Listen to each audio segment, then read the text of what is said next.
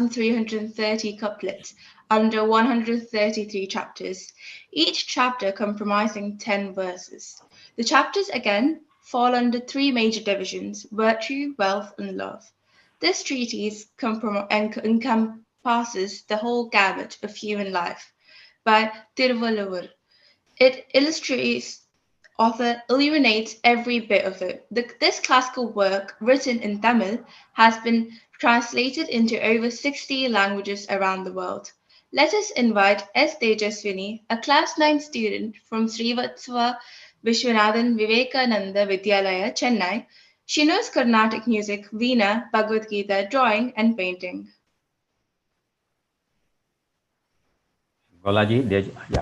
Sorry. Namaste to everyone. குறள் 619. தெய்வத்தால் ஆகாது எனினும் முயற்சி தன் மெய் வருத்த.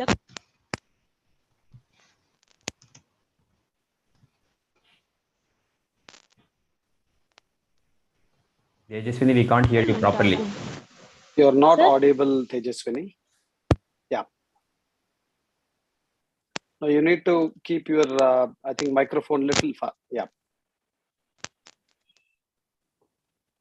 I think உங்களோட மைக்ரோஃபோன்ல ஏதோ ப்ராப்ளம் நினைக்கிறேன். நான் இப்ப பேசுங்க. No. Remove the microphone. Hearing you, but no. Remove the microphone and speak.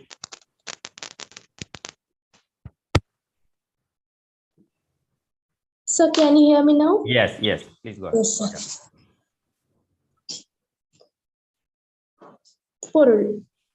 நாம் செய்த ஊழ்வினையால் எண்ணிய பலன் வராவிடிலும் விடாமுயற்சிக்கு ஏற்ப நற்பலன்கள் உண்டாகும். செய்யும் செயல்களில் நமது முயற்சிக்கு ஏற்ப நற்பலன்கள் கிட்டும். இதைத்தான் வள்ளுவர் கூலி என்கிறார். மனக்கலக்கமின்றி செய்யப்படும் செயல்களுக்கு நற்பலன்கள் நிச்சயம் உண்டாகும் என்பது வள்ளுவர் கூறிய நெறி. This குறள் 619 in English. Although it is said that through faith it cannot be attained, yet with labor and bodily execution will yield by reward. Quran 619 in Sanskrit. Bidaute pratikulepi mayantram tyaja sarvada alabdhepi phale kaya klesho naiva vritha bhavet. தெய்வத்தால் ஆகாது எனினும் முயற்சி தன் மெய் வருத்த கூலி தரும். Thank you all. Thank you so much, Tejaswini. That was fabulous. Bhagavad-Gita is not a book. It's not just somebody's words. If you went deep into yourself, this is what she would speak. The Bhagavad-Gita is an instruction manual for anyone. It provides basic answers that most people have about life and the universal spiritual truths that can be used by anyone, anywhere and at any time in history. In this way, it is timeless. Let us cheer for Ms. Anushree, alumni of 27th National Security Law Institute, University of Virginia 2019 batch, a nominee as a research scholar in 2017 for Indo-Lanka Research Center by the Government of India and Sri Lanka. Her previous work entailed as a research fellow at a Kabul-based private company for 33 months, till the capture of Afghanistan by the Taliban, where her job profile entailed research on countering violent extremism and radicalization. Let us hear a Bhagavad-Gita sloka by her. धन्यवाद रागाजी. ओम श्री परमात्मने नमः. अद्वेष्टा सर्वभूतानां मैत्रः करुण एव च निर्ममो निरहंकारः समदुःख सुखक्षमी. This is the 13th shlok of Dvadasha Adhyay, that is 12th chapter of Bhagavad Gita, which is called Bhakti Yoga, meaning yoga of devotion. After having seen Vishwarupa Darshan, which is the fierce form of Krishna as the ultimate unified form of existence, and having heard devotion as the only means to realize and become one with that form, Arjun had many more questions on devotion.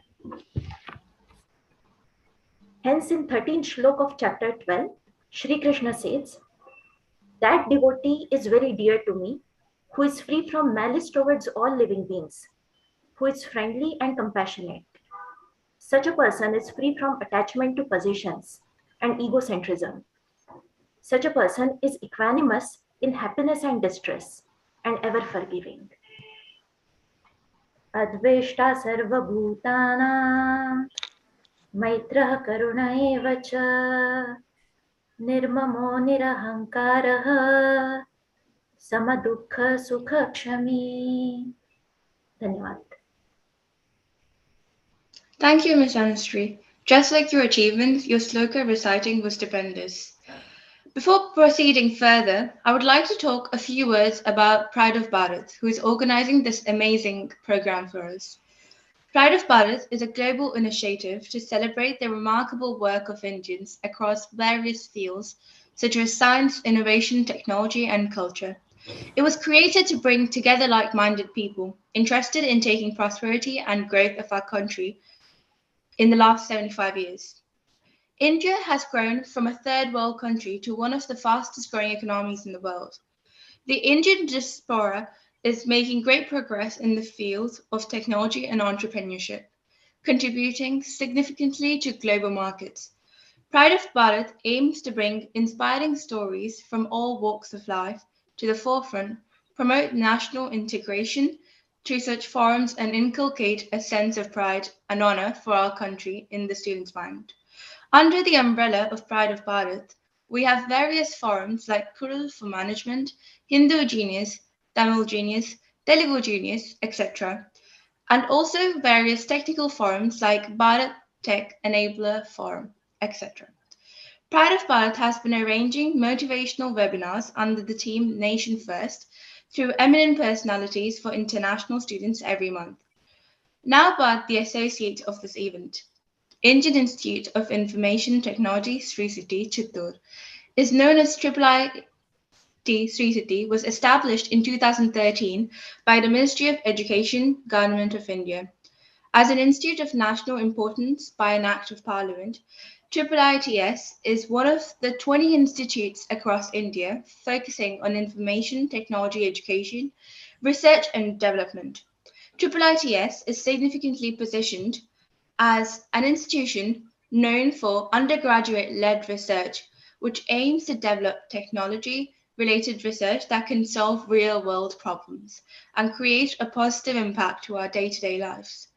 The Institute also offers students a unique opportunity to actively take part in research, which would help to create an innovative and an entrepreneurial mindset. Now, I would like to invite Mr. Mohammed Asim, who is an undergraduate student at IIIT who relishes history in his spare time, to welcome all of you. A very warm good morning to everyone present here. It's a moment of extreme pleasure to welcome the guests who are here to attend this seminar. On behalf of IIIT Sri City and Pride of Bharat Heritage and Mr. Murli Subramaniam, I am honored to welcome our chief guest, Srihari Palangala, the Senior Director, Marketing of Dell Technologies. Mr. Palangala is not only a marketing expert and engineer, but also an author of the book, Strike Your Balance, How to Be at Peace with Yourself. It's an honor to have you here, sir. Thank you for accepting our invitation to join us on this felicitous day. I'm also delighted to welcome the guest of honor, Sri M. Balasubramaniam, the chairman of IIIT Sri City, the founder and CEO of Strat Infinity. Mr. M. Balasubramaniam is a seasoned leader in technology with almost 2 decades of experience in the IT industry. I wholeheartedly welcome the Honorable Sri Ravi Kumar, the founder of Pride of Bharat Heritage, and the Honorable Director of IIIT Sri City, Sri Ganeshan Kannabiran. It's a pleasure to have you here, sir.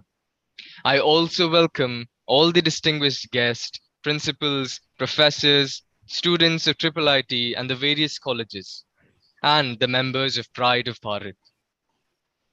Make yourself ready for the world Who better than the guest we have today to help you, the youth of India, to prepare yourself for the world and for what lies ahead of you. I hope today's seminar inspires ideas and discussions so that we may be able to make a difference for our great nation. Thank you. Over to Ms. Raghav. Thank you, Mr. for your welcome address. We have with us the chairman of IIIT Sri City, Sri M. Balasubramaniam Garu. To introduce him, I request Ms. Akanksha Varade. Akanksha is an undergraduate at the Institute of Chemical Technology in Mumbai. She's a research intern at ICMR and IIIT and a researcher at IIT Bombay. Balaji, please unmute Akanksha Varade.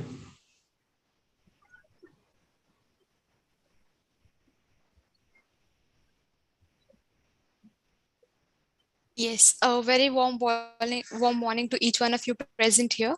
So as introduced by Raga, I am Akanksha, and Muraliji has trusted me with this very big responsibility of introducing Mr. M. Balasubramaniam.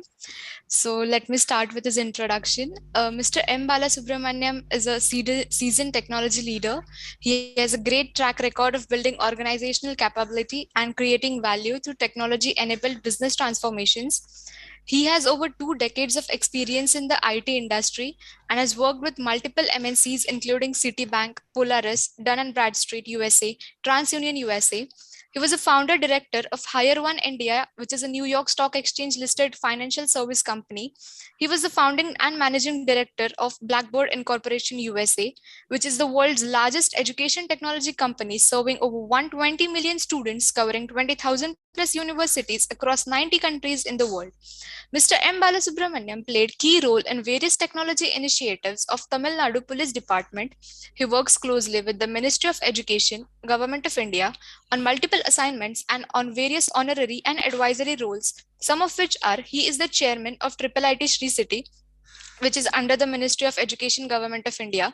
He is a member of CYCORD, which is an initiative by the Home Ministry of Government of India. He is a member of the National Advisory Board, MSME and Startup Forum. Presently, Mr. M. Balasubramaniam is the founder and CEO of Stratinfinity, a global consulting firm headquartered in USA and having its offices in London and Chennai. He is also a general partner and chief digital officer at Pontac, UK.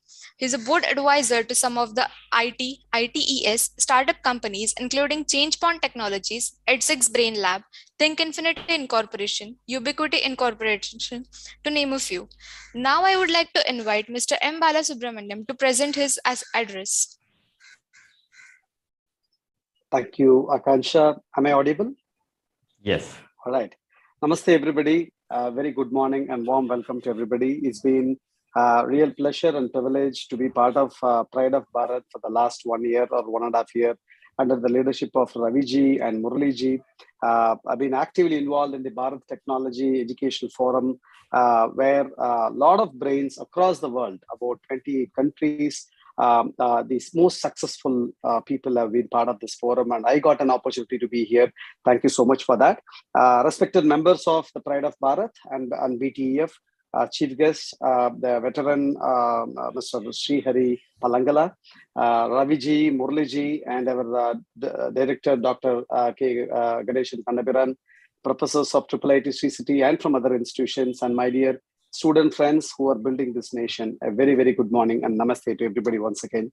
An ongoing pandemic and unprecedented proportions where the COVID-19 has impacted the lives and livelihoods across the globe. And even as the best mind in the world, we're finding the preventive and curative solution to combat and curb the spread of this novel coronavirus.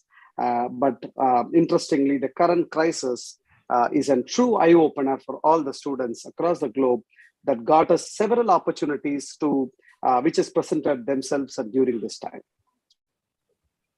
And I'm part of this 89 and multiple capacities.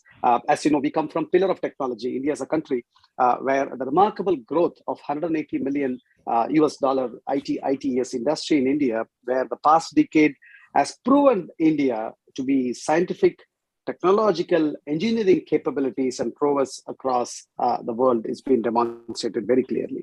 The best multinationals of the world is leveraging India and Indian talents to build not only the technology center, but it is moving towards creating the R&D centers. What it means to us, all of us, dear friends, the students and the potential that the Indian employees and the Indian student possess is tremendous. Otherwise, India will not be converted as an R&D hub. That is, so I'm sure Mr. Srihari will talk more about his experience. I think we need to self-reliant Atmanirbhar Bharat, which has now turned the gaze of world-class innovation talent inwards to create products, services at par with the countries. Catalyzing the stupendous potential which are affordable, accessible, and advanced technologies, the industrial revolution 4.0. In fact, it is moving to 5.0, and including the deep technologies, be it 3D printing or the AI, ML, blockchain, or any deep technologies, to name a few, with one of the fastest growing startup ecosystem, more than 500,000 startups, 500 plus incubators. India can surely position one of the leading innovation nations of the world, and that is possible with the audience that we are having today, attending the Pride of Bharat workshop. Having said that, my dear friends, of course, technology is very important, and enabling yourself in technology is very important. And interestingly, I just wanted to share a small, a very important survey that was conducted by National Association of Colleges and Employees, we call as NAS. Interestingly, when they took the survey among about 300 plus CEOs across the world, there were 10 points that emerged out of. I mentioned this in multiple occasions in the last few months, last few years, I would say, last couple of years, because it is very important for the students to understand beyond the academics, beyond your education, beyond your technology, there are a few key things that is identified. And this is an expectation from the industry, not just word of mouth I'm sharing. One is the communication skill. Number two, problem solving. Number three, teamwork skills. Number four, initiative skills, right? You initiate something. Number five, analytic and quantitative skills. Number five, a strong work ethics. Number six, respecting fellow, and being empathetic, respecting fellow workers, fellow students. Number eight, leadership. And number nine, detail oriented, not just getting this here and leaving this way, rather getting into details and understanding what is what.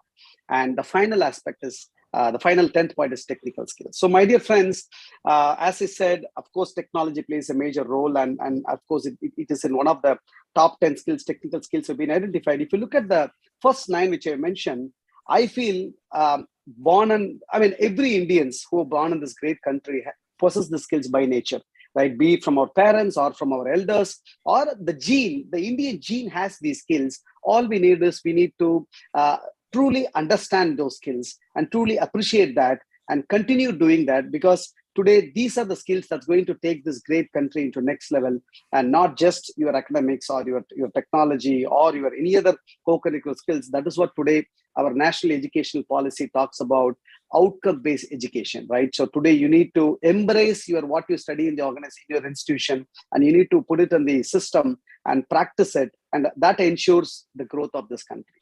With these short words, I take this opportunity and thank Muraliji, Raviji, and everybody for giving this opportunity. And thank you so much to Srihari Palangala ji for taking time.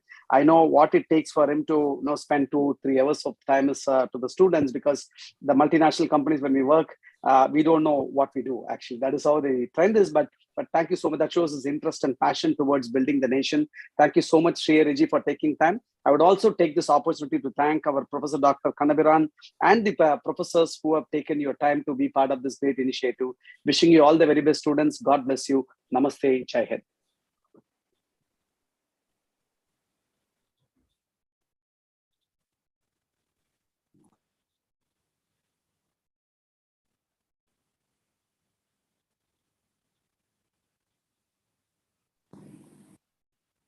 Balaji, Raga to be unmuted, please. Yes, sir. Just give me a second.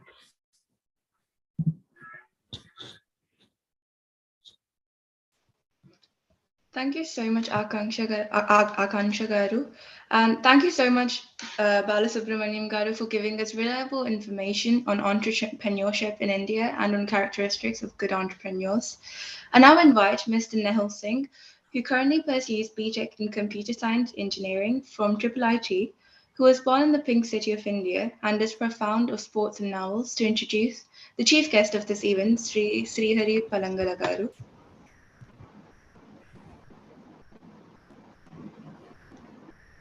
A very warm good morning to one and all. I am profoundly delighted to take this auspicious opportunity to introduce the chief guest for the day. He is none other than Mr. Srihari Palangala, the Senior Director and Head of Marketing for Dell Technologies, responsible for marketing strategy and execution to the mid-market segment in the Asia-Pacific Japan, EMEA and China regions. An engineer by profession, he has a passion for technology and has spent 2 decades working with technological products in various roles, including business development, consulting, marketing across US, India, Asia Pacific, and EMEA. Prior to Dell Technologies, he was engaged with organizations like VMlogics, Adobe, Microsoft, and OpNet Technologies. In his previous stints, he has been instrumental in driving business transformation and geographical expansion. As a marketing leader, he has a proven track record of accelerating customer acquisition through innovative marketing programs and strategies. His work experience spans across technological organizations to startups. Mr. Srihari Palangala holds a master's in computer science from Arizona State University and an MBA from the Indian School of Business. He is also a regular speaker at industry conferences around marketing and technology. Mr. Srihari is the recipient of the India's Greatest CMO 2016-17 by Asia One's India's Greatest Brands and Leaders 2017 and Leading CMO of the Year 2017 by the Enterprise IT Leadership Awards. He is also recognized at Dell worldwide as among the top marketing inspiring leaders in the organization in 2018 and has been felicitated by the FY19 APJ Marketing Outstanding Leader of the Year Award. Mr. Srihari Palangala is also the author of the self-help book, Strike Your Balance. And who better than Mr. Palangala himself to speak on today's topic and enlighten us with his motivational words. I would now like to welcome our chief guest for the afternoon, Mr. Srihari Palangala, to shower us all with his words of wisdom. Thank you, Nehul. Let me just bring up the presentation and then we'll get started. I hope you can all hear me okay as well. Yes. Is it audible? Okay, fantastic. So, and can you see the presentation also? Yes. Is that visible? Okay, Yes. Excellent. Wonderful.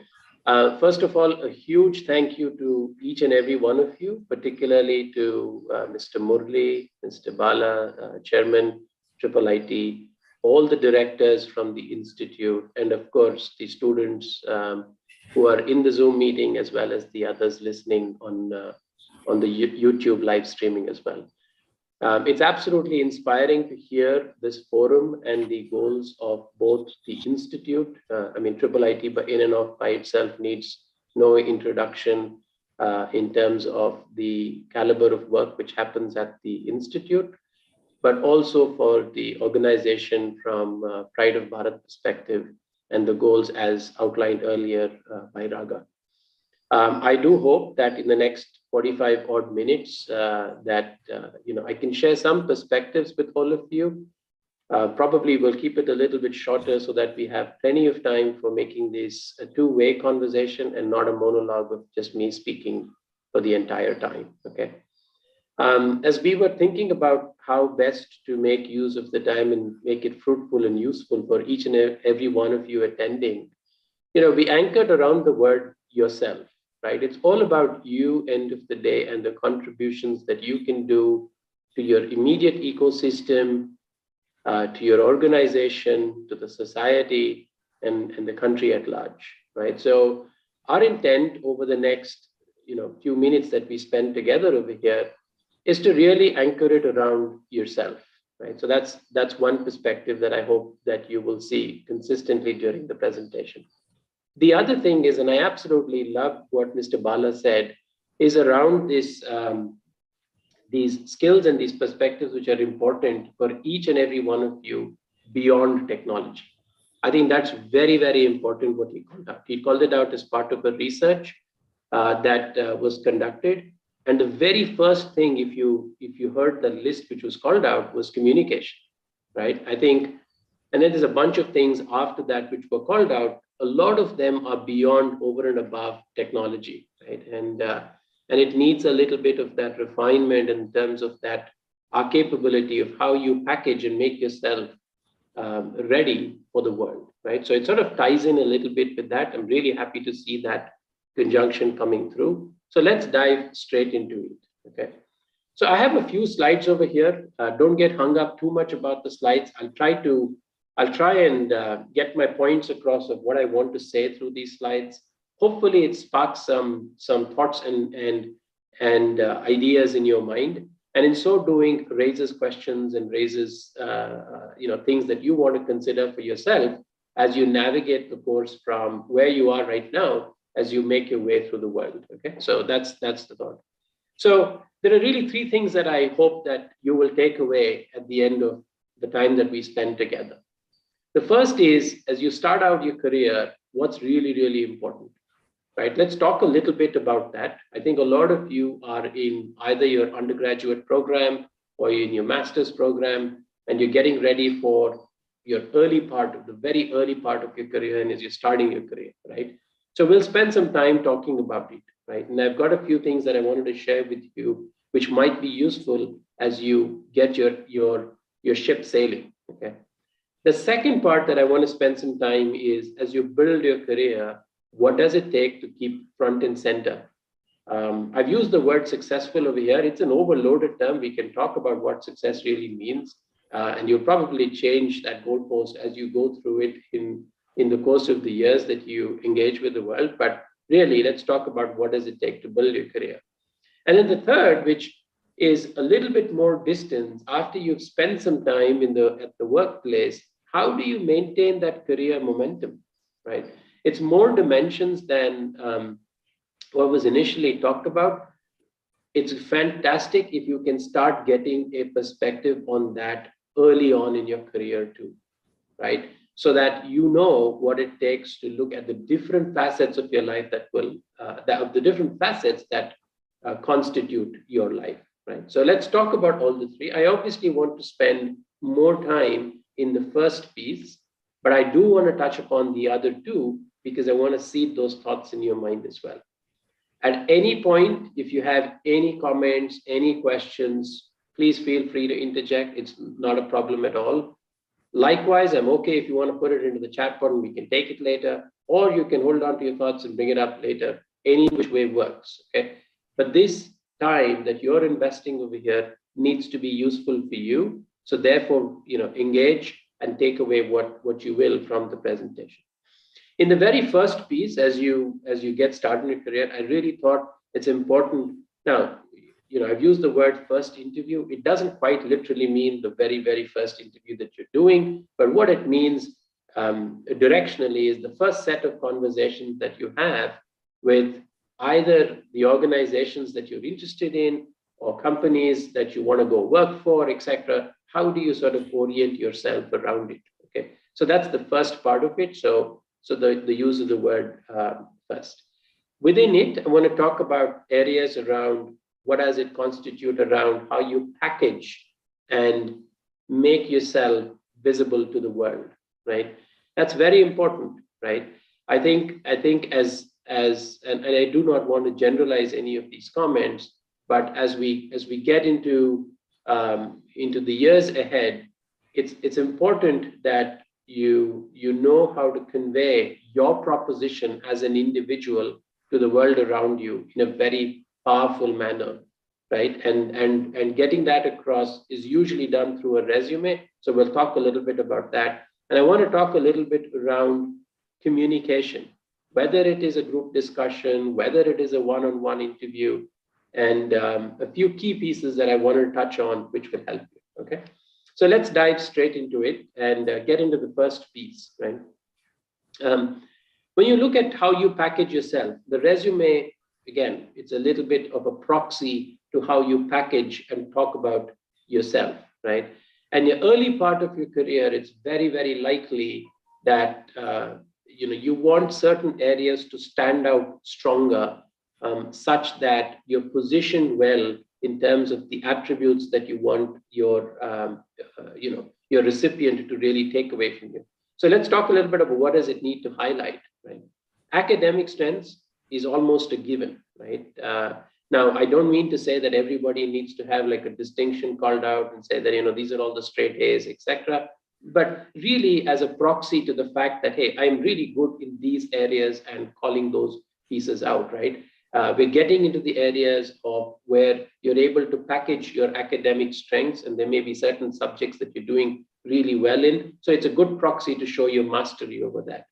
The second thing is a good way for you to be able to package what you've done beyond your grades, right? I think a lot of that is important. I think grades to some extent almost becomes par for the course, but what else can you do to be able to really package and talk about it? So your achievements beyond grades are important. Some people, let me give a few examples, right? Just like, you could have published something in certain conferences. You could have, there was an example of certain blogs or podcasts, etc. But really, are there things that you've got deep interest in that you are representing your knowledge in that space, which talk to your achievements or your footprint and so on and so forth. The third, and this is another one which Chairman Sir talked about, right, is how do you take initiative? I think this is super important, which needs to talk to the fact that you're able to get out of your comfort zone and really explore and learn. That's what you're trying to really highlight, right? And in so doing, talks to the next point, which is your caliber and potential. If I were to summarize how you want to package yourself, and the reason I'm saying this is because obviously you don't have a lot of experience in your initial jobs, right?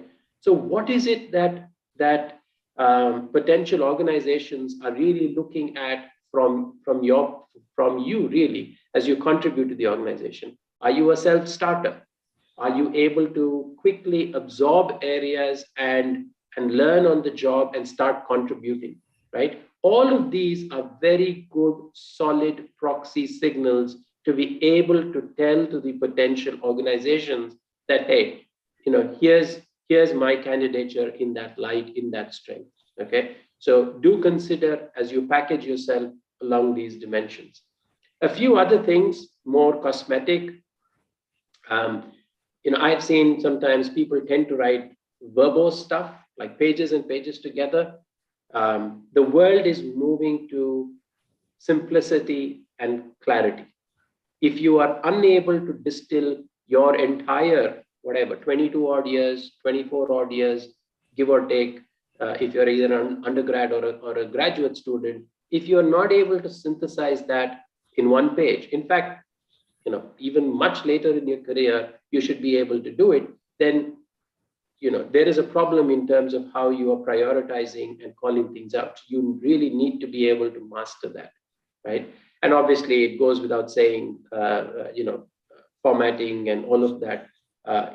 It is the way you are presenting your content to the outside world, right? Now, there are different formats coming too. There are some people who move to like a video format or other things, but the principles really remain the same. Okay, so this is the first piece that I really want to call out as you package yourself for the outside world. Okay, so if there's any comments, folks, please feel free to unmute if you could, or drop your comments. Okay, so once you've done that, you're likely going to be in forums where you need to be able to converse, right? And you need to be able to share your points. Sometimes there are group discussions, there could be other equivalents of it. And this is a different setup versus the subsequent one, which is a one-on-one conversation, okay? So in a forum like 1:few, there are two things that you need to mentally orient towards, right? Obviously, you need to be prepared. You need to be prepared in a mental state of mind such that you can contribute to the subsequent discussion, right? There are a few things which come, almost immediately. You need to be reasonably abreast of what's happening in the sphere that you are in. So if you've claimed in your resume and in your package that I'm very good at, let's say artificial intelligence or machine learning, for example, right? You better know about what's happening in the latest and greatest in that space. That's absolutely bare minimum. But what I tend to look for, particularly in conversations, is what's your point of view, right? I don't care whether it is right or wrong. Nobody really honestly knows what is right or wrong. But after you've distilled that, do you have a point of view or not? I cannot emphasize this enough, because as reasonably mature individuals in the age groups that you all are in, it is critical that you are coming to a conversation with a point of view. Okay, and for that to happen, you need to have done your reading, your knowledge around you, being informed, etc., and then synthesize to what's your point of view. Okay, and this is something which will be critical even for your later years as well, not just at the start. Needless to say, it goes without saying, you need to, of course, speak clear, loud, such that it is coherent to the other folks in the room. And you don't need to use flamboyant words or big words, etc. Right? Again, fan of simplicity, fan of being straight and to the point and direct, right? And that requires that clarity in your mind. Right? So that's important. Whilst you, of course, participate, there are likely going to be like 3 areas that you need to orient towards. How does the topic get kicked off, which is sort of like a opening, right? Usually there's a little bit of a scope. It's important that you are tuned in to the opening. Very, very important, because it is defining the scope. Let me give you an example, right? I'm doing this session over here. Chairman Bala sir opened with some comments, right? This is like a proxy of how a group discussion would have happened. If I cannot, bring a connection to what I am saying, to what Bala sir just said, they're like 2 different pieces, and all of you are participating in it. It needs to start connecting, which means that you need to be able to obviously think on your feet, which means you need to be prepared, and you need to have a point of view when you come to the conversation. All of this homework is like, think of the iceberg, right? And you've seen this picture, there's a little bit of that tip, but all of this needs to be there way below in your mind. In the middle, of course, it's an open, free-flowing conversation, which I expect will happen during over here. And we build on each other's ideas, right? Obviously, in today's super dynamic world and in super thing, like everybody is informed, everybody has a point of view. So therefore, it's important that you learn how to build on each other's ideas. I think this was another point that Bala sir also mentioned in his opening remarks, right? I think he mentioned teamwork, and one of the 6th or 7th points that he was mentioning, like if you are not able to, pass the baton from one to the other in a conversation, they are siloed conversations, right? Which means either you don't know what the heck the other person is talking, or you are completely on a different tangent, right? Either you know how to connect back the dots, or you bring the other people to that conversation, right? Either way works, but you better know how to do that. And then, of course, you need to be able to synthesize. This synthesize is probably a hard word for you to understand at this point in time, because when I was also earlier part of my career, it didn't really make sense. I was like, what do you mean synthesize, right? Synthesize really means, in probably a different way for me to say it, is you need to be able to get your arms around the entire conversation, right? How do you get your arms around all of those pieces of it, right? Because you need to be able to get it to a place where, you can quickly connect the dots, right? So if you have to be able to connect the dots, you need to be able to synthesize what the conversation was about, right? So we started with this, we said with this, We are now talking about this, and therefore we're taking this action, right? And bringing your arms together in a very quick manner around it, that synthesis is really, really important.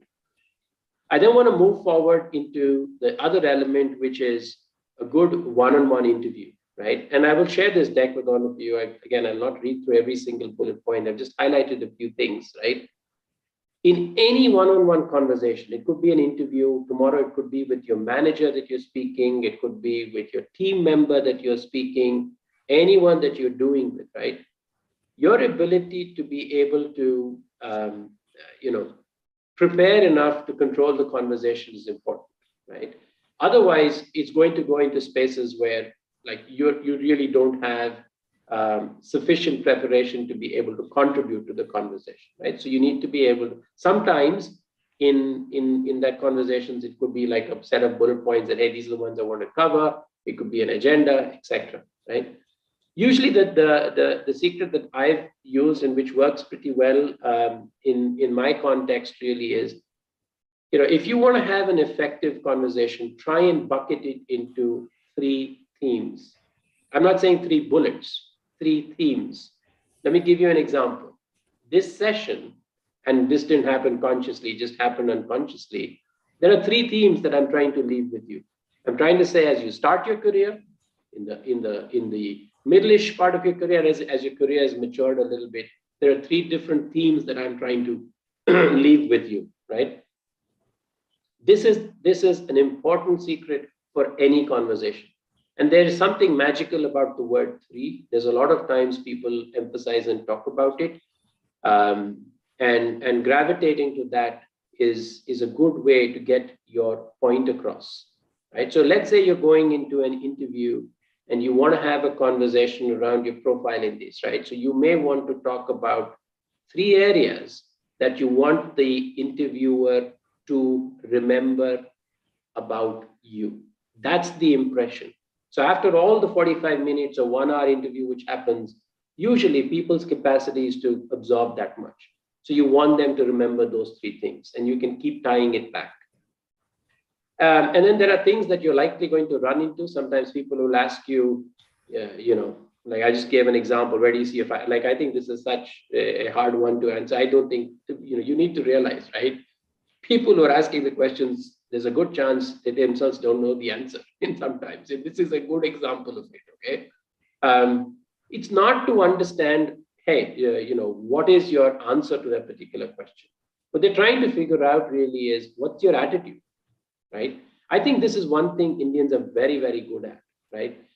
In terms of dealing with ambiguity, right? Which is really a strength that we have, right? So when that kind of a question comes forward, what's your attitude when you answer to it, right? Am I agile in my thinking? Am I going to be able to have a base plan and then some degree of flexibility, right? Or am I very, very rigid about certain things? These things speak about your other aspects of your profile, okay?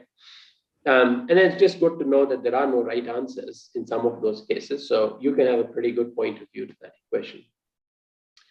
Just wrapping up on this particular piece, other things, I think your body language is important, right? A lot of times conversations nowadays happen over Zoom, happen over the phone, right? So being prepared, even for a Zoom call or a video call or any of the other formats outside of in-person, your body language plays a very important role. Again, simple hygiene stuff, right? Grooming, right? I don't think we can emphasize the importance of it. You're representing at this point in time, you're still part of the college. So how you come across is you're a brand for the college, right? And what you say and do, it is critical for not just yourself, but for what the rest of your peers and your other student members in the college also go through, right? Again, work as a team, right? You've got a pretty good, large class of students, somewhat like-minded, help each other, look at opportunities which are available, and divide and conquer, right? Because there may be things that everybody can't get across. So you might read out about certain topics and subjects, and help the others in a similar vein. When you finish any conversation, it's always good. It's always good to try and follow up with a thank you note, right? It's simple etiquette where you establish that connect, and there could be other forums too, like LinkedIn, that you might want to get onto. If you're not on LinkedIn, given that all of you are going to get into the professional world very, very soon, I'd strongly encourage you to get in over there. Opportunities are discovered and found on LinkedIn nowadays, like most of you know. So therefore, it's important that you get your footprint on the relevant social networks. As an example here, LinkedIn. The other thing you must remember is, take care of what you say and do and how you project yourself, right? HR tends to look at LinkedIn and your history for a long period of time. So things that you may have said and subsequent years, you may not fully subscribe to it, are left as a footprint over there, right? So you do want to be careful of how you want your brand to be visible, and that speaks to who you are as an individual, okay? So those are simple things in terms of your initial part of your career as you are building for success. I want to spend the next 10, max 15 minutes, 10 minutes or so on the next two parts, right? On how you build for success, right? Which is the next dimension. Your career trajectory, right? So think of it in terms of, hey, I've got into the organizations and doing something. I just put in a particular point of view, right?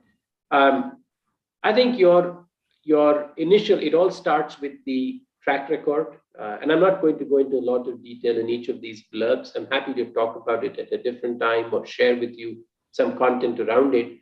But as you get into the workforce, your track record opens opportunity doors. So when you start with your first jobs, right? Literally, in your early part of your career, you're building a track record, right? You need to be in the spaces that you want to go deeper into.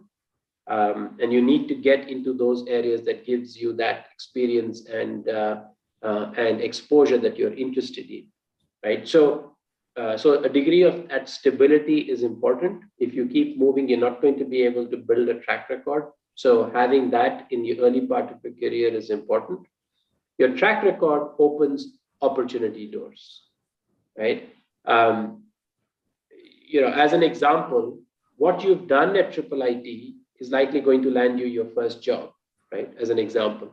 And once you've gone through that for 2 to 3 to 4 years, you've built some momentum and you've built certain experience, that's likely going to open your next opportunity, right? When you get the next opportunity, you really need to use that to raise the bar on your contribution, right? Now, this is an important aspect when in the earlier part I was talking about it as a point of view. That's great. But when you're part of a team, you will get your opportunities, but you need to come to the conversation with some contribution, right? And your work experience needs to deliver that contribution into the organization. So track records, open opportunities, which gives you the window or the opening to go make that contribution, right? And your contribution is constantly, the bar raises, right? In terms of what you are meant to deliver to the team, to the organization, and so on, right? So you leverage that opportunity to raise the bar on what you are bringing to the table, right? So that's super critical. So to that extent, all of you, over a period of time, you're going to have sufficient opportunity to roll up your sleeves and deliver on that contribution. And when you do that as a successful contribution, it adds into your track record, right? Which then feeds into the subsequent opportunity, and then the cycle plays out once again, okay? One other way to represent this is through S-curves, right? So you start off your career, you then come to some sort of plateau, and then you raise the contribution and you go into the next growth. Again, you reach a little bit of plateau. Those plateaus are also important because you're assimilating and getting at that level of comfort. So maybe you're an individual contributor initially, you then come to managing a small team, you get good at it, you learn about it, then you raise the bar to the next level. So each of those are like stepping stones in a different way to look at it, right? And they're S-curves that will play out in your life. I want to talk a little bit about, the importance of intertwining competence and character, right? When you're in the real world and you're delivering against a lot of these, these go absolutely hand in hand. And your fabric is very, very strong if you've got them intertwined. Okay, you have just one of them, then it's likely going to snap at some point. So having those intertwined are important. So on the competence side of it, it is a given that you are meant to have that knowledge, right? Part of what your education is building the foundation for it. Once you get into your workplace, your knowledge is continuously increasing. Therefore, you need to be in roles and in situations where you're constantly learning, right? If you're not in the position where your knowledge base is increasing, trust me, at some point it's going to catch up with you, right? So that's important. The second piece is, hey, just knowing knowledge is not sufficient, right? It is just not sufficient. So what is an important question you need to ask yourself, right? So application of that knowledge is paramount, right? There are a lot of people who have gone to IIIT over the years, right? Or to IIT, for instance, right? Like, so what? Have you used that knowledge to deliver that contribution and the application in the organization and in the team that you're participating in? Otherwise, it's of no use, right? And then sort of related to it is, are you making a differentiated contribution to your organization, right? Because in today's world, with innovation, being absolutely front and center, right? You need to be able to think of pushing the envelope constantly, right? And therefore, the application of your knowledge that serves as a differentiator in your performance, right, is critical. It is critical because a lot of times people drop it and then they get into a little bit of a relatively flat trajectory. So that's one part. What's the character piece of the equation at the same time, right? Your attitude speaks volumes, right? And within it, for me, really, it is the positivity and integrity, right? Which is the honesty, right? Say what you do what you say, right? It's a two-way piece, and attitude is front and center, right? The second, sort of related to it is, again, in the world out there today, it's not like people know all of the answers straight out, right? So when that ambiguity or those change scenarios or pivot moment comes, etc., attitude of team members is what really takes it through. It's not just the knowledge and all of those pieces. You may be there, but if you're rigid in your attitude, it does not help, right? So it becomes increasingly important. And then, of course, discipline and respect, right? I think, the point was also raised by Sir earlier, and hopefully you start seeing on how this comes together, right? For me, discipline really is, to the extent of being proactive on certain things, right? Because if you're just going to wait till you're told for certain things to happen, again, you're reacting to situations, and in the dynamic world today, you really need to be ahead of the curve. I want to wrap it up with, in the next 5 minutes with, as the first two pieces have passed, I just want to seed this thought with you. It's probably some elements of it are going to be a little bit early for you to digest, but regardless, your career is, it's a marathon, right? And it's not a short sprint that you're going to be done with.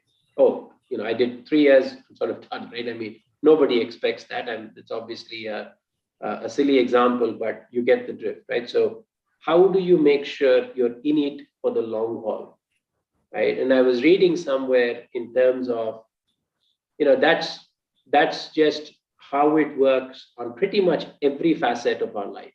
Take health, take finance, or take your career, right? You need to be able to chip away at it. It's not just those one-time things that will cause a dramatic shift for you, right? So being at the crease, constantly facing the ball every day, and getting those ones and twos on an ongoing basis is going to be very important. So how do you really do that, right? I want to wrap it up with this. So, take as much as you're able to digest around this, but I'm a huge believer as you further on in your careers, as you look at it. I think to the Gita shloka that was also said, huge believer that end of the day, honestly, I can speak, IIIT can teach you, Murli sir, Bala sir, a lot of people can say a lot of things, but it's all about you end of the day, right? And the answers also are within you. Okay, all of the teaching, all of the lecturing, all of these pieces are just to bring a few perspectives, basis people's experience, and put it front and center. If something sticks in your mind, fantastic, because end of the day, it's going to really help you as you navigate and steer your course. I do believe that end of the day, it is important that you strike your inner balance, right? And the reason for that, as you get into and you have more noise around you all the time with a lot of the work pressure, and in due course, you'll have extended family and this, that, and the other, all of that working through, right? As an individual in the center, you need to balance out three purposes, right? You need to figure out the strength, the purpose, right? You need to really answer your why, right? That's an important piece of your equation, right? Why you're doing something is an absolute anchor to your purpose, right? So it really helps with good inner balance to strengthen that dimension. The second thing is around your ability to make choices. When you're out there in the real world, you'll have plenty of choices, right? In everything, in your career, in your options, and this, that, and the other. The problem comes not with the choices. The problem comes in terms of, the decisions with it, and then subsequently getting comfortable with it, right? That's why you have things like, hey, it appears like the grass is always greener on the other side, right? I mean, you're like, you want this and you want that too. Hey, you've got to make choices, okay? And as an individual, once you make the choice, you got to get comfortable with it, right? And you got to stay comfortable with it, right? So it's important that you realize this. It's another dimension to your inner balance. And then the last, which I said, is, it is a marathon. It's not a sprint, right? So if you're going to treat everything as a sprint, I'm guaranteeing you will either have burnout or you will have extreme fatigue, okay? And it will lead to annoyance and irritation, obviously to everybody around you, but most importantly to yourself, right? So your ability to pace it right is crucial, right? And therefore, adjusting with various parameters on where you turn the dial up, where you turn the dial down is important to deal with that burnout fatigue. And in so doing, you get to pace it right. Okay, so I want to wrap it up. That's the last set of comments that I had. Like was kindly mentioned at the start, out of like how I do these sessions and here and other places too, I've just put my thoughts together in a book, which is called Strike Your Balance. And again, it's more oriented on the third piece that I touched upon. It's not the first two pieces. It's more on the third piece, but it really talks about 18 odd scenarios that you're likely to face as you start pedaling further in your corporate journey, right? And it's important that you stay true to yourself, right? And you stay centered within yourself, right? And your pendulum is not swinging too hard one way or the other. And usually in the center is where you will find, there's a good chance that you will find most of your peace and happiness. Okay. With that, I really want to say, thank you very much for this opportunity. Hopefully you found some of this useful. I'm absolutely around for any conversations, any questions, any comments, any feedback that you have, and we can take it forward.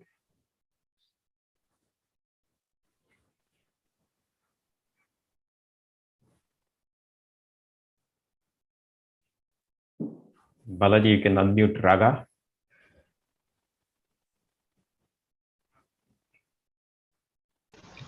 First of all, thank you, Nehal, for the introduction, and thank you so much, Srihari Garu. What you shared with us today was very informative, and all the skills that you have mentioned will definitely be kept in mind, and your words about inner balance were truly thought-provoking. I know a lot of you now would be eager to interact with Srihari Garu. We can now open up the session for some questions and answers. The chat box is not available to share questions, as you all might have noticed by now. If you have any questions for Srihari Garu, you can post your questions in the Google Form link that is in the chat box. Before that, I would also like to introduce our special moderator for our question and answer session. Ms. Janavi Cherukuru is currently pursuing BTech from Sri City. She has many profound hobbies such as drawing, cooking, photography, music, gaming, and planning.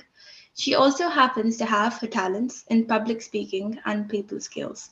Suiting to her entrepreneurial mindset, she is wanting to do an MBA.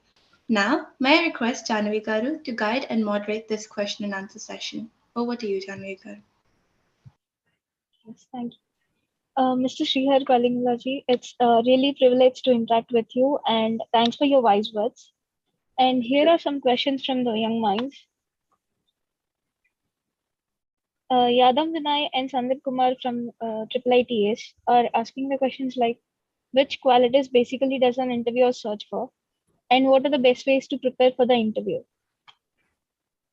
Yeah, so the question was really, which qualities do they search for and what's the best way to prepare? Is that right? Yes. Yeah.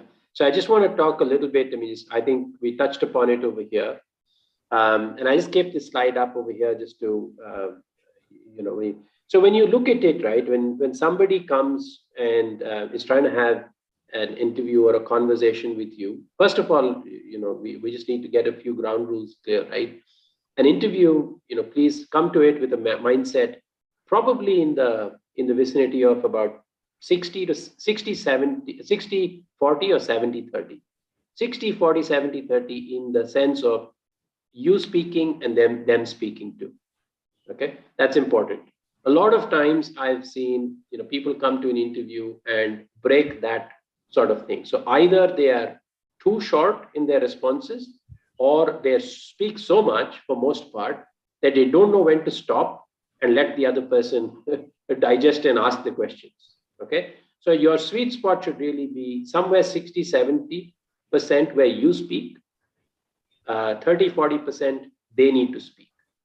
Okay, and it's important because a job is a conversation and a contract, right? You need to like that organization too. So you should also be judging and thinking in your mind, what is it that I want to understand when that 30, 40% the other person is speaking? So that's one. Now, in the 60 to 70%, when you get to speak, what should you really be talking about and conveying to them, right? Is what I was trying to mention over here, right? It's a little bit of a package of yourself. Again, apply the 3-rule, the 3-point rule over here.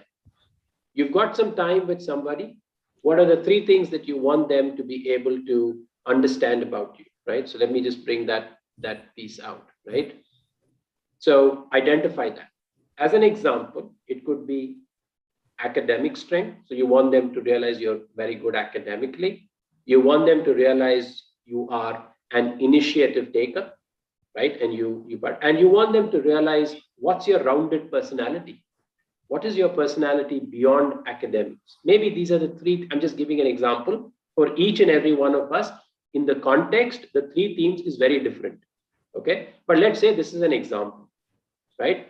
So in that 60 to 70% time that you get to speak, you have to make sure that these three buckets are covered.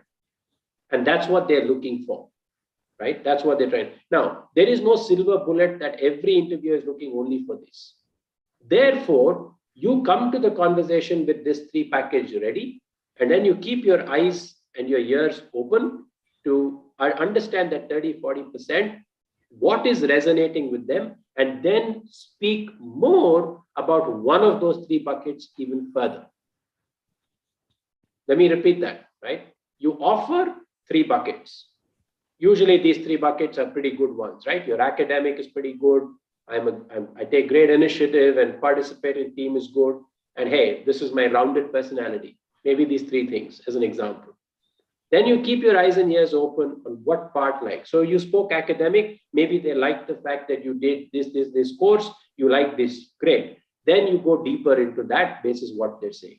Or they may say something else and you can connect the dots between the two, right? So remember, in that 1 hour or whatever time you spend, in that limited time, they're trying to gauge your entire like history, right? So you can't go back and play out everything. So you need to be able to package it, which means having that synthesized and clear in your mind is important. Okay, hopefully that answers. And then of course, keeping that time for the other person to speak is important. I cannot emphasize that enough. Okay. Yes, sir. So the next question is, if one gets a job in some field mostly unrelated to what he has learned or studied, what should he do, assuming it is a good offer? Yeah, it's a fair question, right? Like, that's, if you get a job in a different field, hey, what should we really do? Like, it's very hard for me to answer like fairly generically on that, because situations and circumstances are different, right?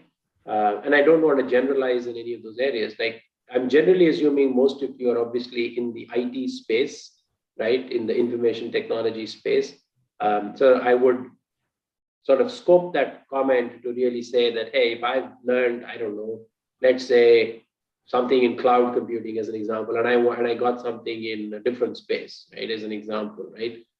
Listen, I mean, they're all in that vicinity. It's not like going to be significantly different. So it will be sort of related in the area, but maybe if you can clarify and say, hey, if it plays out in this, what does it mean, etc. It would help. But the other thing I would do also is remember, it's not a one-time game that is happening, right? It is an ongoing and multiple games happening, right? So maybe you start with area A. It's good to be in the space that you sort of like. Usually, that's nice to start with. But hey, from there, you need to be able to explore and learn sort of related and adjoining areas. Okay, regardless, you have to do that. So, so just coming back to the question, depending on the circumstance, yeah, maybe it's a good start point, but keep your eyes and ears open to navigate it forward basis the three things I said: track record, opportunity, contribution, right? So you start with that track record, sure, maybe circumstances and situations saying, hey, I want to run with this job for right now, but I want to open opportunities in something else.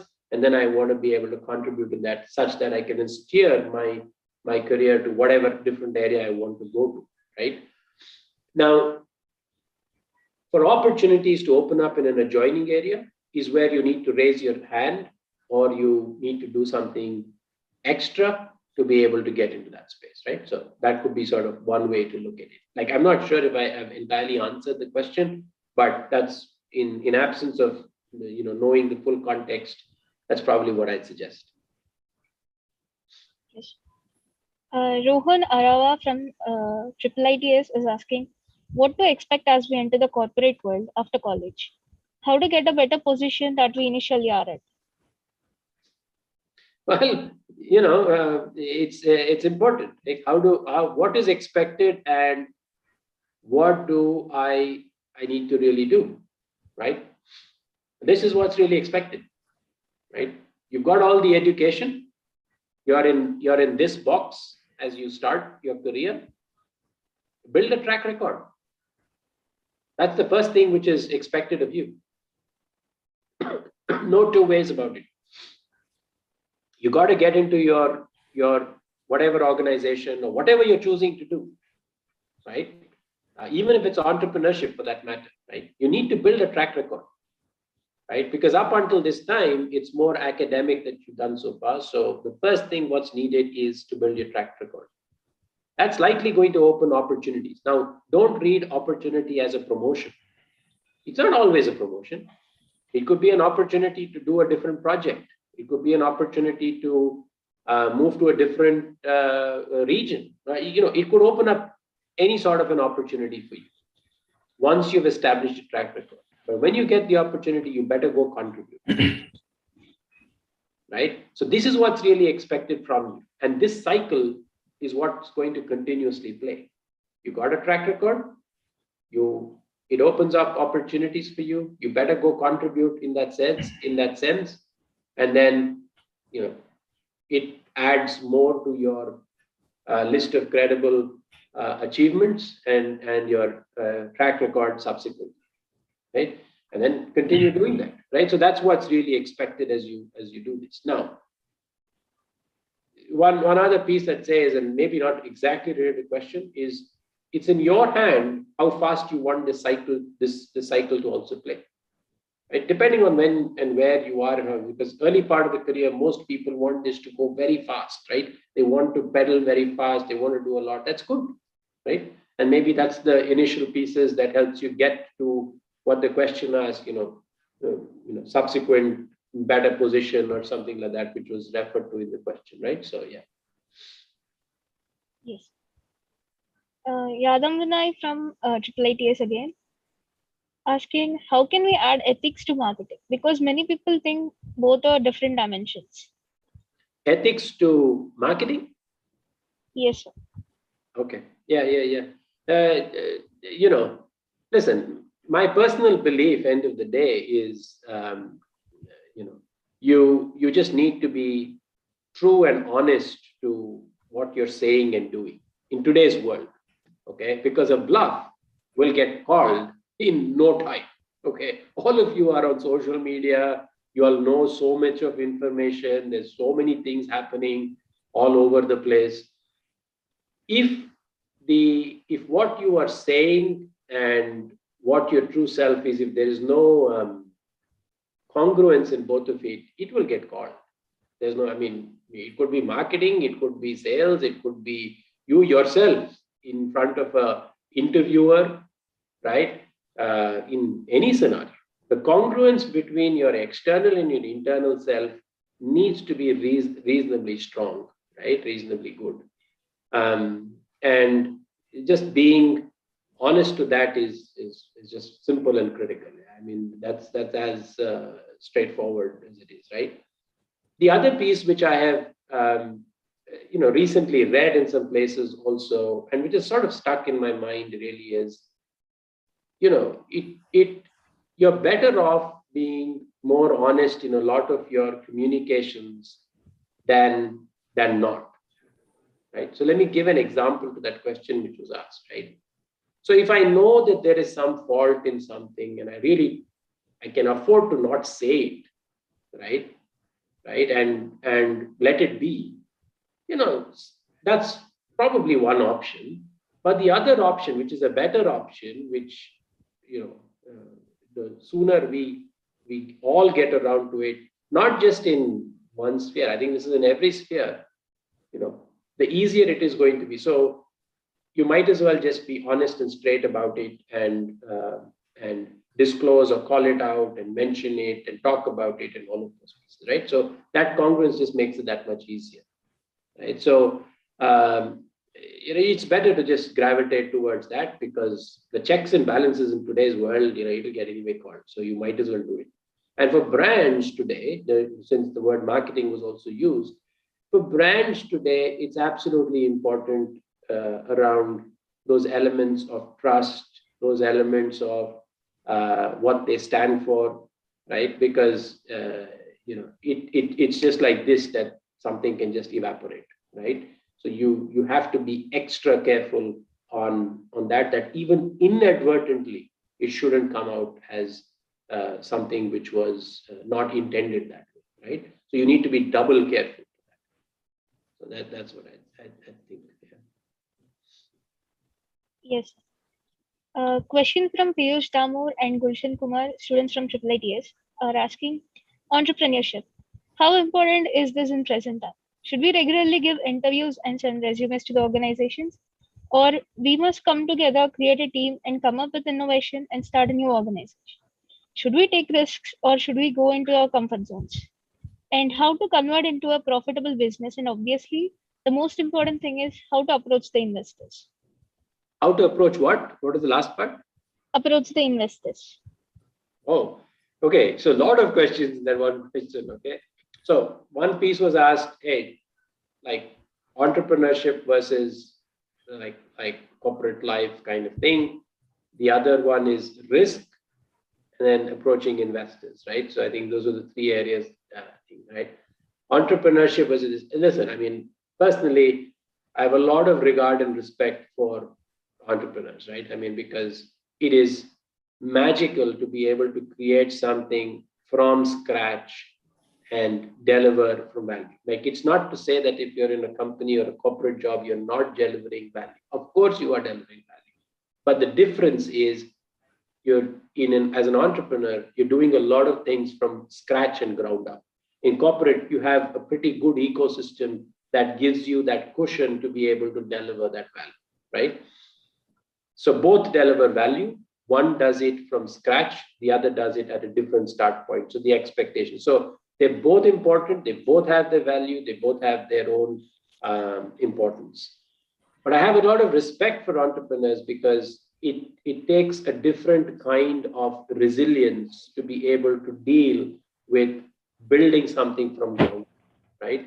And the amount of sacrifices that they need to make, the amount of pressure that they need to deal with, the amount that they're putting on the line is a lot more, okay?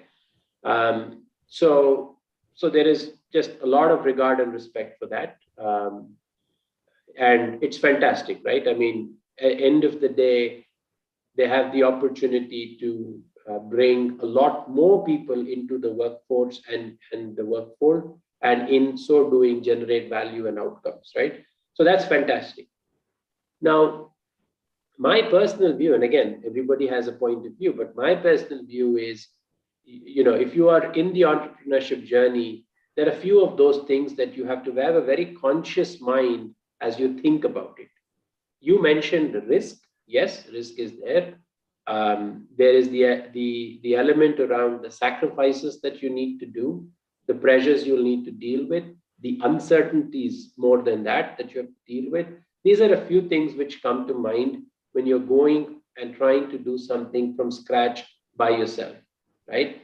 And therefore, there's a lot of regard and respect and that appreciation for somebody who's on that journey. Okay, so that's one piece. The other way, I mean, this is certainly one way to look at it. The other dimension that I have is also around opportunity cost, right? We all have the same amount of time. Okay, now what you choose to do with your time is entirely up to you, right? So if you choose that you want to go through that journey and you love the thrill of building something from scratch and taking it up, and that's how you want to utilize your time with all those trade-offs which are involved of the give and take, fantastic, right? I mean, you should go down that journey. Or you could also go down the other journey where you're again creating value. You're going through a corporate experience and delivering value there too, right? The opportunity cost is something you should just bear in mind when you're thinking through this, right? So, for example, if you're going to go down the entrepreneurship route, it's likely going to take X number of years or months before you start seeing some light at the end of the tunnel, right? So there is an opportunity cost for that time that you have invested in that entrepreneurship journey. What does opportunity cost mean? What it means is, what else could I have done in that same amount of time? Right? And remember what I told you about making choices. Right? This is an example of that choice. Right? It's an opportunity cost. Let's say it's going to take you 3 years or 4 years as an example, right? You can do something in those 4 years, or you could have done this. Entirely, it's your choice. But when you make the choice, you need to be comfortable with it. Don't be disgruntled with either option, and be comfortable with the route that you've chosen to take, right? There is no silver bullet. All I can say is I have a lot of regard and respect, I think, for people who invest their time and energies to build it from scratch. But at the same time, for somebody building it within the corporate life has a whole different set of challenges for them to go and add the value and the contribution there. Don't forget, a lot of companies, now since all of you are in the technology domain here, in fact, I can say every tech company is literally like a startup as well.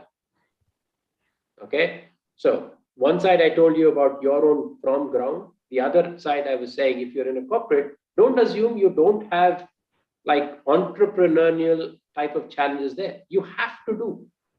You absolutely have. You know why? Because if you're not, somebody from the outside will come and attack your turf, which is perfectly fine. I mean, that's how better products come to market.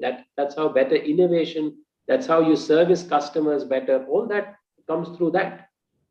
So you can very much be in a corporate job, whatever that is in that sense, but be very, very entrepreneurial.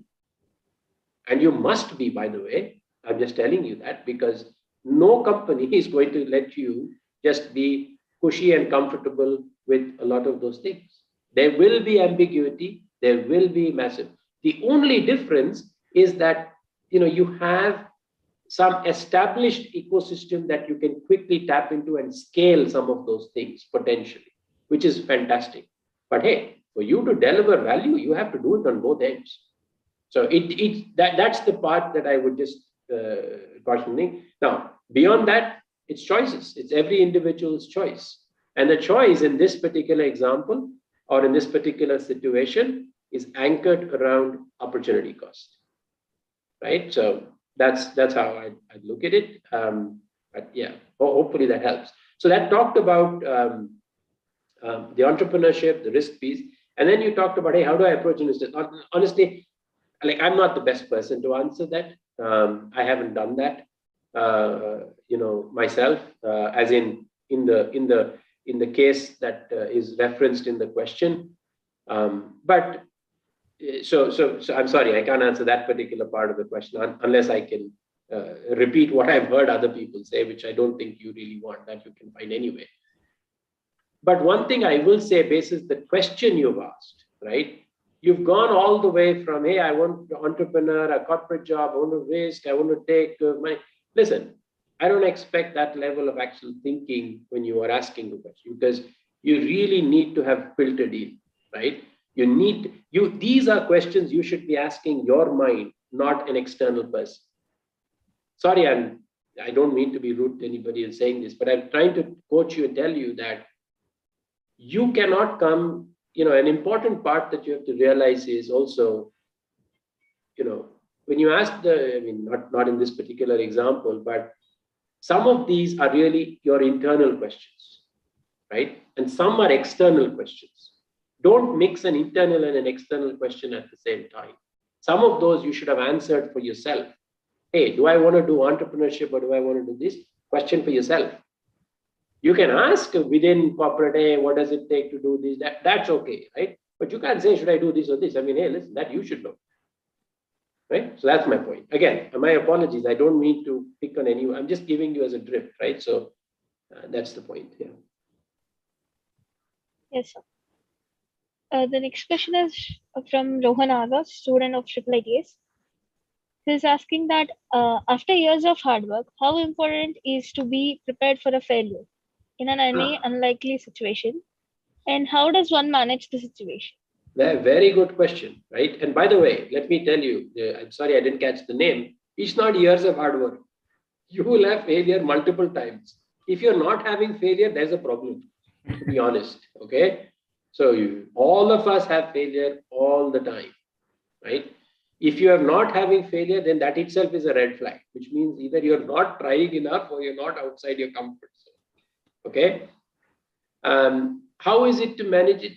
Listen, I mean, there's no silver bullet, but I'll tell you one thing, right? And again, this is, I read somewhere recently, so I'm repeating it, which I love this, right? Nothing is too good or too bad for too long, right? Let me repeat that. Nothing is too good or too bad for too long. So it will come back to the middle. Yeah, you faced failure. So what? Again, I don't mean to trivialize it. I'm sorry, I don't know what kind of failure you're saying, but generally, right? Hey, my idea got rejected, my funding didn't get approved, or something else. Yeah, listen, I mean, yeah, fine, it will gravitate, right? But it's one thing is, it's not permanent, is something you just need to tell yourself. Yes, it's a little bit of that road hump which comes, we went up. Same. I will flip it the other way around too, right? Hey, I got success. Fantastic, right? Oh, you know what? That's also not going to last too long. Okay, that's also think of it like a road hump. Good, you got fine, move on. One thing which you either and our founder at Dell, so Michael Dell says this a lot. Like he says, sure, you can celebrate for a nanosecond if you've had some good news and then move on. Okay, you can't spend like eons of time either celebrating or brooding on failure. There's too much happening here. I mean, so yeah. Again, let me be careful. It's easy to say these things. Each and every one of us needs to practice this. Okay. So whilst I will say ongoing, all of us need to practice, but hopefully that helps. Sir, there are a few more questions, and can I ask a few more with your permission? Yeah, please. We can go on for another maybe 10 minutes more. If that's okay. Maybe Yes. till around 1:15. Yeah. Okay. Yeah. Yes, thank you. Yeah. Next, Shashida Babu from IIIT. How do I manage multiple tasks like job, social service, and family commitments? Any tips would be, sorry, sir? Very good. I love that. Okay. Yeah. Any tips would be highly appreciated. Yeah. No, it's a great question, right? There is no silver bullet to it, right? And I hate to say this, but I've tried to talk about this in the book. And if you want to, message me later, whatever, I'm happy to share that. By the way, the book is also there on Amazon. I don't mean to make it like a plug for the book, but what I'm just saying that I've talked about that. But what I'm more happy to hear in the question is the fact that somebody is thinking about this. Right? That's the more important piece. Just having these three dimensions. So you said work, social service, family, just, huge kudos to you just because you, first of all, even have this on the radar, right? And I think I really don't need to answer that question, honestly, because for somebody who knows that these are the three dimensions which are important in my life, I'm very confident that you are smart enough to answer it for yourself. You yourself know how to do it, right? The challenge would come when somebody doesn't realize and it's not on the radar, right? The fact that you have it on the radar honestly doesn't need me to give any more sermon or conversation. You know it already. And you will find that sweet spot for all three dimensions to play a meaningful role in your life. So that's really good. The next question is from Prem Kumar Reddy, student of IIIT. He's asking how to make our own path for making a great history. For making a great what? Great history. Oh, very good. I like it. It's a good question, and I would just, call a little bit on this, right? Again, let me rephrase what you asked, right? When you say to leave a great history, what you mean is what you are known and what you stand for, right?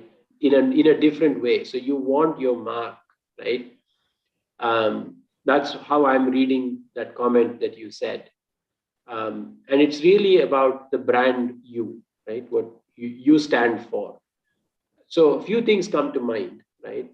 For a brand to be able to really stand out that way, right? You need to be able to apply what you know in the real world and apply that knowledge in a differentiated manner. That's the part that I've tried to emphasize over here, right? That's what really, so when somebody talks about you, when you're not in the room, they'd say that, hey, they have an innovative thought, or they've applied this piece, or they've got strong knowledge in this particular business and they've applied it to bring, that's leaving your mark in a particular conversation. The other way, and these are all soft, but this is almost like a baseline, right? Everybody needs to have this regardless, is the other part of the equation. So answer to what you think, to the question you asked, what I think is, how do you, deliver your proposition basis all that knowledge and that track record and experience you have as a differentiated proposition to somebody, right? And for that to happen, there are two things which are important. One is, of course, you should have synthesized the knowledge and you can apply the knowledge. The second, in somewhat of a subtle manner, you need to know where you are strong and where somebody else is strong. And therefore, bring that teaming together, right? That's also really, really important, because you can't be like the person who's trying to solve everything on this planet. So where are you really good at? Where is a complementary skill? And therefore, how does a team become better, right? Which means that I should have added this in somewhere is that humility to be able to know who is a good or which sets are a good complement to what you are able to do, Yes. The next question is from Parth Bhandari, student of IIIT. Is asking how to prepare effectively for pursuing higher studies, MS and MBA. How are these different? Yeah, very good. Listen, I think they're both very different, first of all, right? MS is your pursuit for, the next step in your technical knowledge, right? Whatever field you choose to go and study in. An MBA is a pursuit for more broader business skills, right? So areas around what drives and runs a business. So they're two very different things. Okay. You can absolutely pursue your master's. A few things you need to keep in mind is, hey, which school. So you could look at masters in schools in India, like your IIT or IISc, etc. That could be one. As an example I'm giving, there may be other institutes as well. Or you could look at institutes abroad if that's where you're looking to go and do it. They each have their own requirements. The last I know, and I'm not fully plugged in this, I know for masters within India, you need to write your GATE exam and all that. I believe, I don't know what it is now, but there will be like entrance exams, of course, and you need to pursue that. And then likewise, to go abroad, you have to do set of GRE and whatever, advanced GRE or subject GRE, whatever, all of that, right? And it really opens the door for you to be deeper in certain technical area. MBA is, again, same options are there. You can find schools in India or abroad. MBA really requires you to, will get you to different functions within the business, right? So finance, HR, marketing, and so on and so forth, even IT for that matter, right? All together, how do they all come? And then leadership, right? People leadership, all of that. They all come together in a strong manner for a business to run, right? So that's what it will expose you to, right? So it really depends what you're looking to do, and you can choose to do one or the other, or in due course you could choose to do both, right? So there's nothing holding you back. Usually the last thing I would say is it's better to go for something like an MBA after you have some years of work experience, because you can appreciate all of these functions and what they do within a business after you've worked for some time and you've been in the industry for some time, right? So then you can appreciate that much better. So one last question. I think I'm not very good at convincing people. What can I do to improve my personality? You're not very good at convincing people. I think there's actually a pretty good book, How to Have Difficult Conversations or something. There's a book like that I read a few years ago. Maybe that's not a bad read also, right? So if you're not able to convince people, I mean, that's a tricky one to really respond to, because you're making the assumption you're right, okay, and therefore you need to convince somebody that they're not, okay. So that's why I'm saying it's actually pretty hard to answer. I would probably rephrase it to saying that, hey, listen, how do I communicate a point of view which is different from what everybody seems to agree, right? It's not so much about negotiating, but hey, I have a different point of view, or I don't agree with something. How do I communicate that out, right? Sometimes that is difficult for people, especially people who don't like to take, what shall I say, aggressive stance, or stance which disagrees with somebody. So that time is sometimes difficult when that happens. It's not easy for me to answer it straight out in one of those, but one of the ways is, you can try and find common ground, such that there is some degrees where you agree, some areas where you disagree, and so you have the common ground. The other is, you could also agree to disagree, and so you feel that you've communicated your points. So it's a little trickier, but yeah, you should probably. I mean, it's going to be a trickier one in the years, right? Because there will be multiple scenarios where you have to disagree with people. So being good at communicating some of that is an important skill. So there is some commentary which is written on that too. Yes. Sorry to extend once again. So there's one more question from Kranti Sagar Murray. I'm doing my full-time PhD from pharmaceutical technology. Now I'm in final stage of my PhD degree and about to finish. Whatever projects I did during my PhD tenure is on applied science. That will be used in commercialization basis. If I want to go for a startup, what skills do you want me to pick up in order to run a successful startup, especially the management part? Yeah, I think ambiguity is one. The other is rolling up your sleeves and doing a lot of things from ground up in multiple areas, right, is another. Being able to constantly pivot and change and know that some of those what you're suggesting or thinking of may not be right. So these are a few things which you need to get familiar with, and particularly because you mentioned you've finished your PhD or close to finishing your PhD, these are the areas that you just need to keep mentally agile, right? Because sometimes with PhD, you're in such a narrow focus and come to an area, just knowing a few of these other things is important, right? Because you'll have to roll up your sleeves in multiple other areas too, beyond just that one place. And then the couple of other things that I mentioned. Yes, that's it from my side. Awesome, excellent. Thank you. Thanks, Jen. Thank you so much, sir, for answering all the questions patiently and precisely.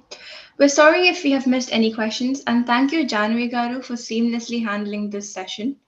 Here we have Ms. Akanksha Joshi, who is currently pursuing her second year BTech from IIIT, Sri City, and comes from Nirmal, who possesses great oration and people skills, making her a good leader. Let us invite her to give a vote of thanks for this event.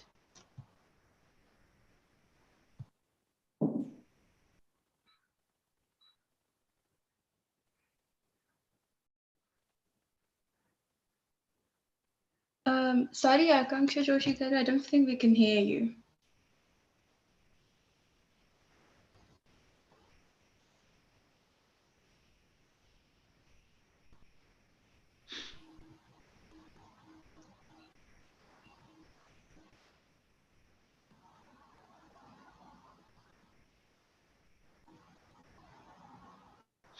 Yeah, you are unmuted. You can start speaking.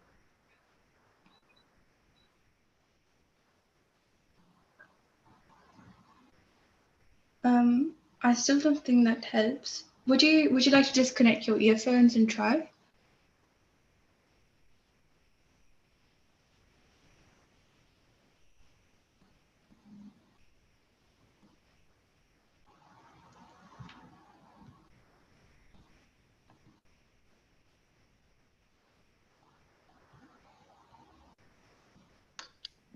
I think she's not able to. Yeah. So, okay. So, he's trying to rejoin. Hello. Yeah. That's much better now. I think we can hear you. Yeah. Okay. Yeah. Namaste and good afternoon to the Honorable Chief Guest, Srihari Palangala, ladies and gentlemen, and all my dear friends. It gives me immense pleasure to deliver the vote of thanks for this event to all the dignitaries present. With reference, I owe my sincere gratitude to the Almighty God. Due to His blessings and grace, this program has been a great success. On behalf of Pride of Bharath, IIIT Sri City, and Mr. Murali Subramaniam, I am honored to express gratitude towards everyone who participated from various parts of the world and made this program a great one. I would like to thank Mr. Srihari Palangala for the beautiful and inspiring speech he gave amidst his tight schedule. Thank you, sir, for those wonderful words. Your concepts of entering into the real world and thriving are very much useful to all the students present here. I would also like to thank Dr. Balasubramaniam, Chairman of IIIT Sri City, for his presidential address and also for arranging this beautiful seminar. Thank you, sir. Many thanks to Sri Kannabaran for planning the seminar and guiding the students to take part in it. Thank you, sir. I also extend my special thanks to Ms. Ragaritika for hosting the entire program beautifully. Thanks, Ragaritika. I would like to appreciate all the students who were deeply involved in this program and made this a grand one. Special thanks to Mrs. Rakshita, Ms.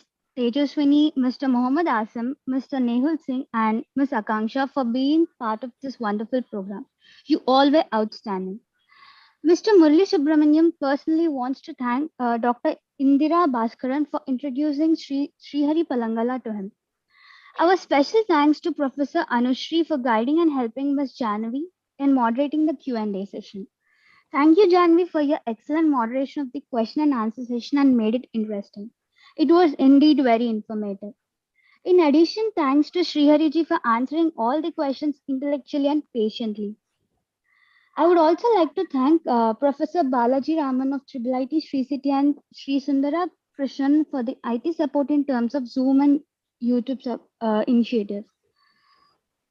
We are immensely thankful to Sri Ravi Kumar Ji, Chief Mentor of Pride of Bharath, for his wonderful initiatives. Before I conclude, I would like to express my sincere gratitude to every single person who was part of this program for their gracious presence and contribution. Thank you once again and hope you have a great day and a great year ahead. Thank you very much, Akanksha, for those kind words. Don't ask what the country can do for you. Ask what you can do for the country, said John F. Kennedy. Therefore, I invite Ms. Devika Nair to end this event with Vande Mataram.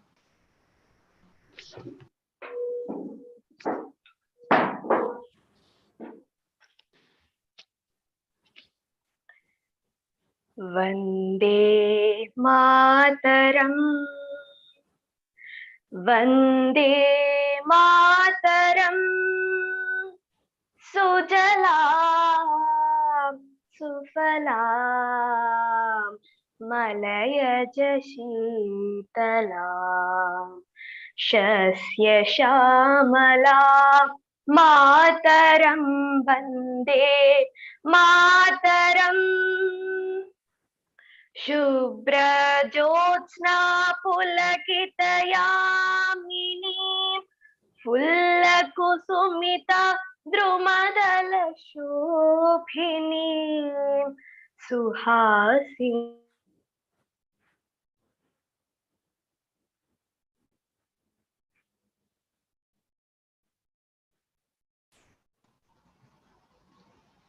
Sorry, Devika, I think you're सुमधुर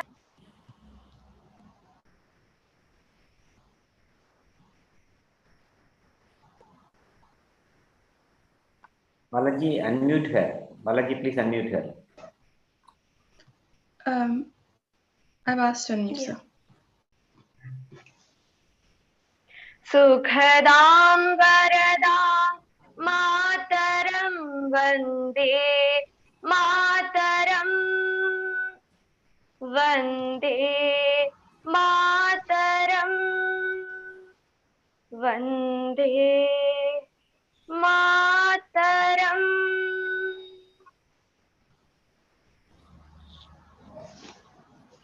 Thank you so much, Devika, for taking patriotism in us a level up. And thank you, everyone, for joining us today.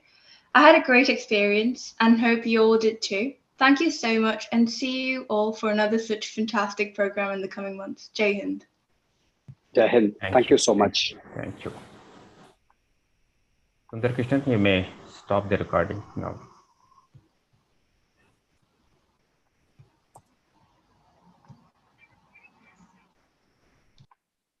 Thank you very much, sir. Thank you very much. Thanks a lot, everyone.